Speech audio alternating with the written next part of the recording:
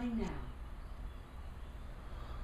Okay, we are going to do an update on the Baltimore 6 case. This is only my second video on it. Now, Freddie Gray, last time since we left off, Megyn Kelly has had a police officer on, Sean Hannity has had a police officer on. From Baltimore, they appeared in blackface with their voice obscured. Now, they said at first that the knife was legal for Freddie Gray to carry. Now, Freddie Gray was a convicted felon several times over. There is no law in Baltimore about convicted felons carrying knives in the street. Now, if there was a law against a felon carrying a knife, they could arrest Freddie Gray for that because he's a felon. Now, probation. Probation means instead of jail. A judge will sentence you to jail, then suspend the sentence, then replace it with probation. If you screw up, when you are on probation, you are under arrest. You are under arrest of the probation officer. And he can search you without a warrant. He can ask for a urine test without a warrant. He can come to your house at 2 o'clock in the morning and say, let me look in your closet. Okay? And he can say, I don't want you carrying a knife on the street. So Freddie Gray's on probation. And the probation officer said, no carrying knives in the street. He's carrying a knife in the street, he gets arrested for that. This is a hypothetical story, I'm telling you. This isn't real, this is hypothetical. Now, when you are convicted of, when you are violating probation, you go to the judge, and the judge says, well, I put you on probation and you misbehave. Okay, so the probation is revoked and the jail sentence is replaced, and you go right to jail. Parole.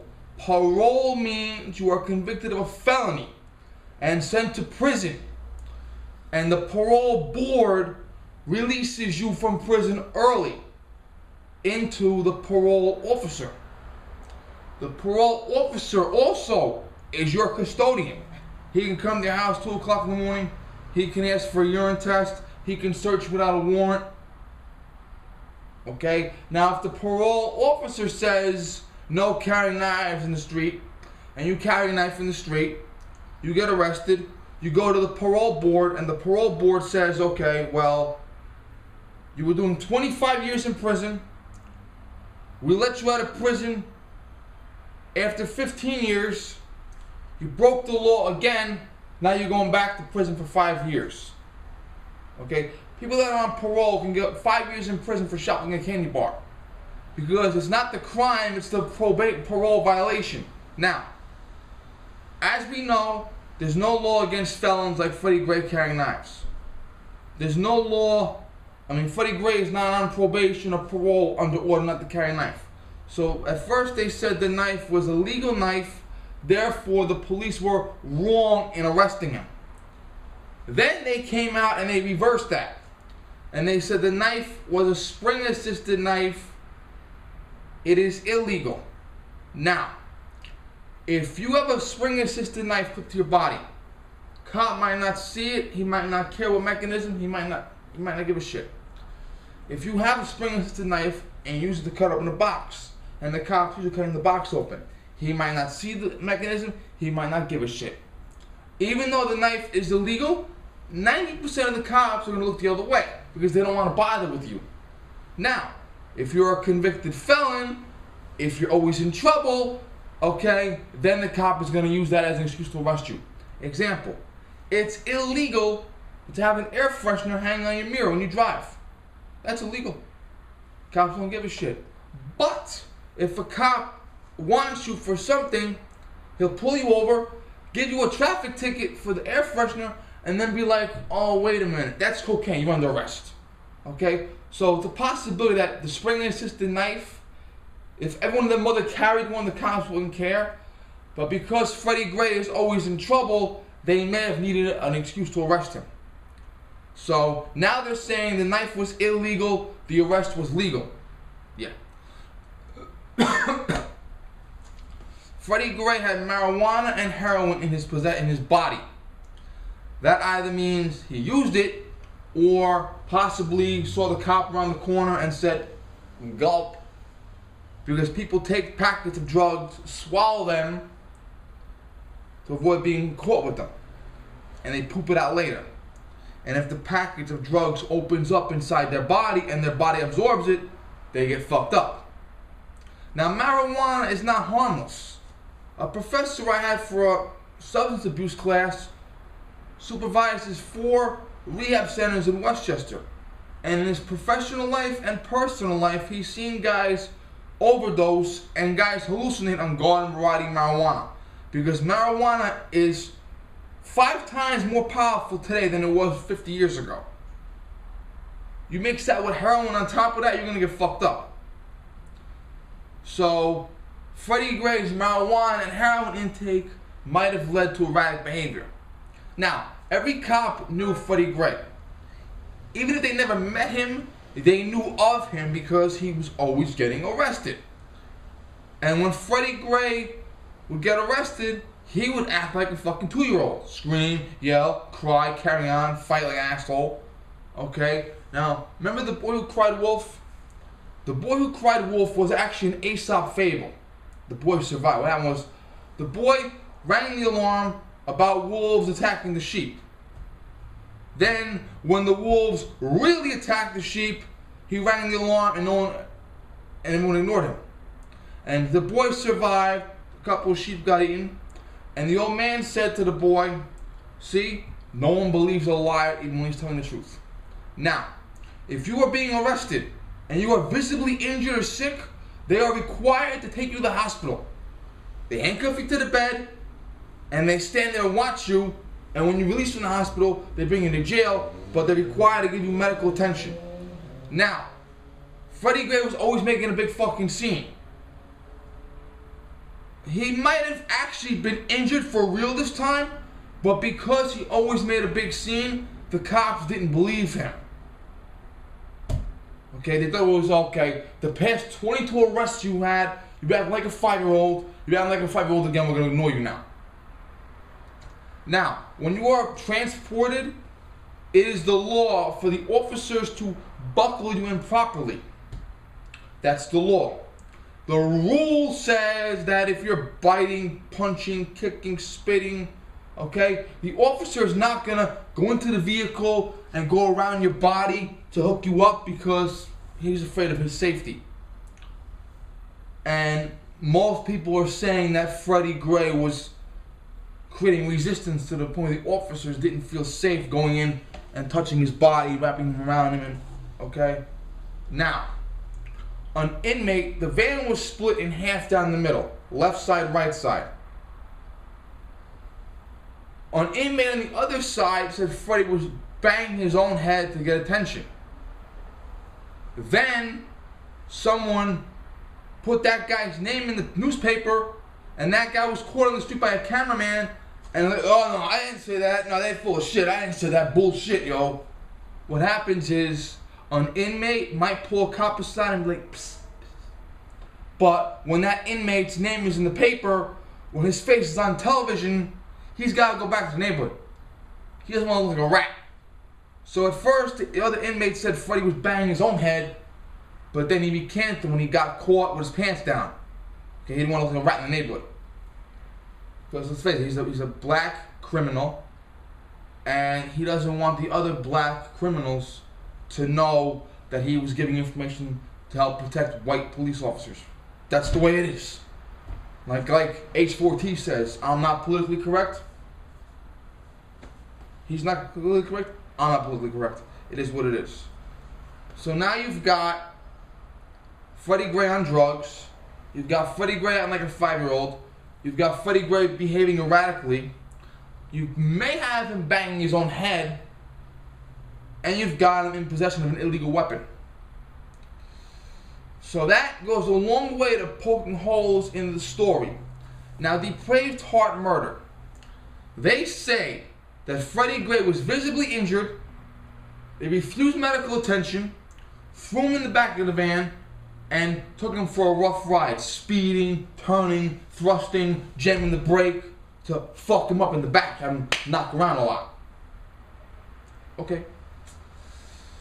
Well, is there proof of that? Can you prove scientifically that the officers were driving, speeding? What? Can you prove that? Because depraved heart murder means you didn't intentionally kill someone, but what you did was so stupid that you had to understand someone might die. If I drink an entire bottle of vodka, go on the highway and drive at 100 miles an hour, I'm not intending to kill somebody, but if I do, I can't say it was mistaken. Okay, it's kind of like that. They abused him, and he died from the abuse because they didn't give a shit. Well, first and foremost, before you bring a murder conviction in, you gotta prove beyond all reasonable doubt that they really did know he was fucked up. They really did refuse medical attention, and they really did drive erratically. You gotta prove that beyond like 90% chance. So that's poking holes in it. Now, when you have a jury, if 12 people say you're not guilty, you can never be tried ever again. If 12 people say you're guilty, you go to prison, and you can get an appeal for another trial if you want, but you go to prison. If they can't decide, you're free by default. But there's a loophole to the Sixth Amendment. If the jury can't make up their minds, the state can legally charge you again. They might not want to, though. So here's the issue. You got 12 jurors. Can you convince all 12 jurors that Freddie Gray was arrested when he shouldn't have been? If he's a dozen-time convicted felon with a knife that's illegal, okay? If he's on drugs and acting erratically, if another inmate says he banged his own head on the wall, okay? It's not going to take much for one person to say, you know what? I'm not convinced. 11 guys will say guilty. One guy will say, I'm not convinced, not guilty. Hung jury, and the state may say, we don't want to try it again. Now, they have to have what we call change of venue, which means there's no way in hell you can get 12 people from that community to have those cops on trial and to behave impartial. It is impossible to get 12 honest men and women from that community now. Can it happen? I doubt it, but you know, what are the odds? Okay? Considering how bad that community's been lately, I would not want my life to be in the hands of 12 of those guys. Okay? So they're going to transfer the trial to some other town, the next county over maybe, where they have a better chance of getting 12 impartial people. White, black, Hispanic, whatever, but 12 people that aren't going to be taking sides automatically. Now, they also want the prosecutor excused and have a new prosecutor come in. Here's the problem with the prosecutor. Her speech was like, I hear you. This is the calling of our time. This is our time. A prosecutor is not supposed to be acting political during a high-profile case. They're supposed to be straight up. This is the fact. This is what happened. Okay? This prosecutor's like, I hear you. I hear you. This is our time. I will get justice for this young man. You're not supposed to get justice for Freddie Gray. You're supposed to get justice for everyone, which includes the 6 people who are innocent until proven guilty. This brings us to Prince. First and foremost, Prince, how fucked up are you to listen to his music?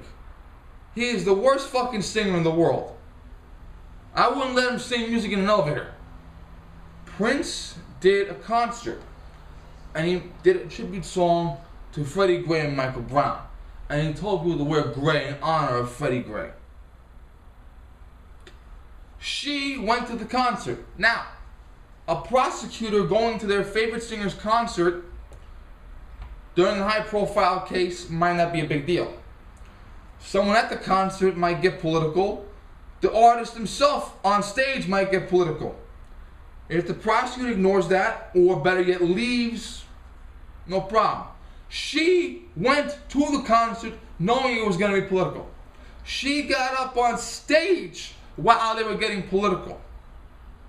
There is no way this prosecutor can be fair and unbiased to all. She can't be. So, we're starting to see some gray areas here. Now, if I were the juror, I can't be because I'm not in Maryland, and I'm exempt from jury duty for at least 3.5 more years. If I were the juror, I would not convict them of murder unless you could prove to me scientifically that they knew he was sick and refused medical attention, and could prove scientifically that they deliberately rode around hard to knock him around in the back. Okay?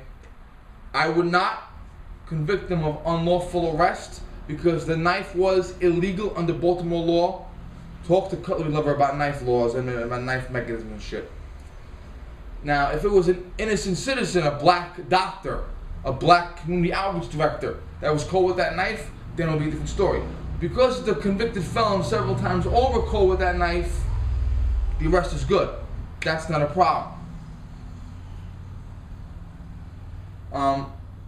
Abusing him by not securing him properly, if he's spitting and punching and kicking and screaming, I'm not going to blame the cop for not wrapping him around. Because would you, if you had a suspect sitting in a chair, cursing, screaming, spitting, throwing, would you fucking lean over him and I wouldn't. So I wouldn't convict him of that. And if the other inmate is subpoenaed, he says under oath, yeah, Freddie banged his head on the wall on purpose, I would probably say not guilty to everything. Because not guilty doesn't mean you're innocent. It means the state hasn't proven you guilty. That's why we don't say we find the defendant innocent. We find the defendant not guilty, which means the state cannot convince me that the defendant needs to go to prison. In order for me to put the defendant in prison, as a juror, I am required to believe beyond all doubt that the defendant did what you say he did. If there's any doubt in my mind, I have to say no. Even if I think there's a chance he might be guilty. I think he might be guilty. But I'm not 100% sure. I gotta vote not guilty. There can't be any doubt in my mind. I gotta vote not guilty. Okay? If there's a videotape that says, well, the cop was there and the cop's like, fuck you, Freddie, I'm not bringing you to the doctor. You can fucking die for all I care. Different story. Okay? But the way this is looking for me, I might feel comfortable charging them with assault, convicting them of assault. I might feel guilty convicting them of negligence, but murder, no. Unlawful arrest, no. Well, we gotta see what's gonna happen. Okay, so there's a couple of holes been poked in the case. It's not as airtight as we thought. Okay, thank you.